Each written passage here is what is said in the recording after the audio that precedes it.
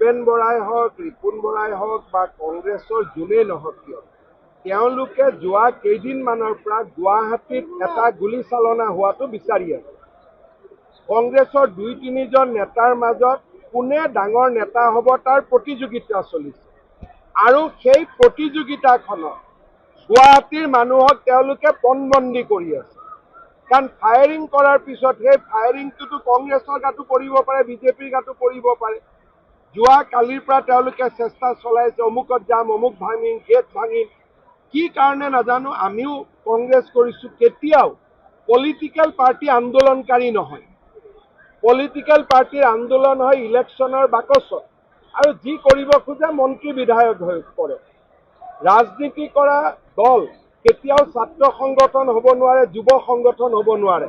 আন্দোলন কৰাটো পলিটিকেল পাৰ্টিজৰ কাম নহয়।